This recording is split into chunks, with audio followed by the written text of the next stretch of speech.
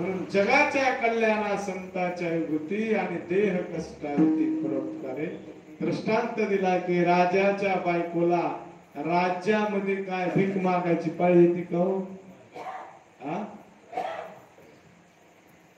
जी जी मनामध्ये इच्छा उत्पन्न होईल ती इच्छा राजा तात्काळ पूर्ण करतो.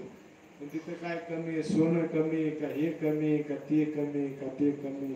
राजाची बायको जर म्हणली मला मोक्ष मिळून दे राजा,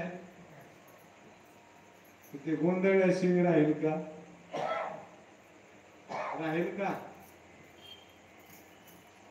संताकडे धन आहे, संताकडे ज्ञान आहे, संताकडे मान आहे आणि संताकडे अधिकार आहे. राजाकडे धन आहे, राजाकडे दान आहे, राजकीय अधिकार आहे, पण आध्यात्मिक अधिकार नाही. त्याला म्हणलं एखाद्याला मोक्ष प्राप्त करून दे, देव एखाद्याला सरदार करेल, सुभेदार करेल. राजाची बायको भीक मागत नसते, दृष्टांत आहे. दृष्टांतात जास्त अडकायचं नसतं.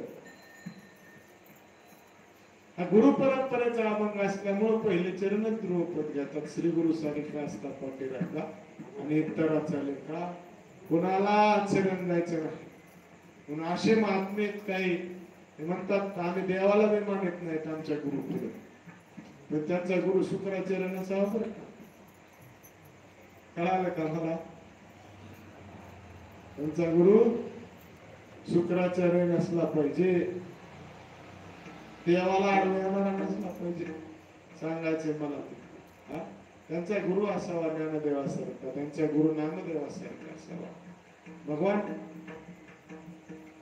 तुकोबासारखा असला पाहिजे, नाथ बाबासारखा असला पाहिजे. आणि आपल्या आयुष्यामध्ये ती वसंत रूपी पहाट श्री गुरुच्या रूपाने यावी. मला वाटतं जे धर्म मंडपात आले त्यांना आल्याशिवाय राहणार नाही. म्हणून तर आपल्याकडे म्हणतात परंपरा कोणती तुमची सांगा ना, माझी आवडलांची मेराशी म्हणतात ना, काय तुमची परंपरा आहे? म्हणून आपल्या संप्रदायामध्ये वडिलाचं नाव लावित नाहीत, श्री गुरुचं नाव लावतात.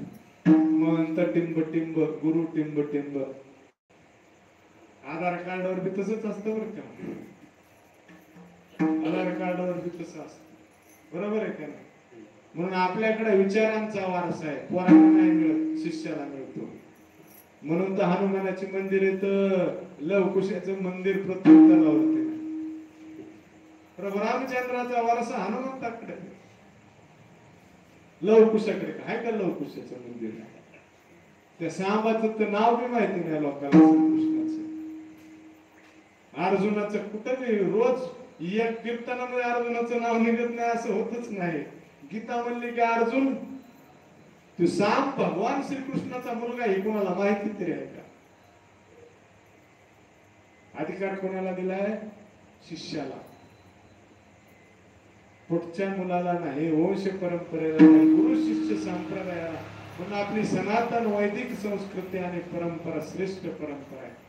या श्रेष्ठ परंपरेच्या पायीक होण्यासाठी आपण प्रयत्न केले पाहिजे. आपण त्याचा अपायिक झालो तर आपलं अहित होईल, आणि आपलं हित व्हायचं असेल तर श्री गुरुच्या मार्गदर्शनाखाली घालून या भार राहिलो निश्चिंती आणि निरविले संते. बाकी काही करू नका, फक्त श्री गुरुला शरण जा. हेच गुरु परंपरेच्या या अभंगाचं ब्रीद आहे. आणि ह्या अभंगाच्या पहिल्या चरणामध्ये सांगतात.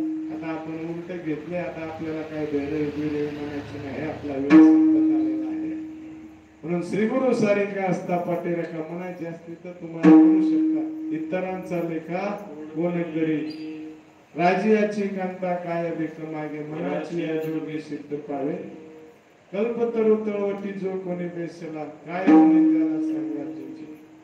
बरोबर आहे, ज्ञानदेव म्हणे तरलो तरलो आता उतरलो. म्हणायचं असलं तर देशमुख गुरुजी इथं आहे, ते म्हणू शकतात, त्यांना परवानगी काय अडचण नाही. म्हणा या.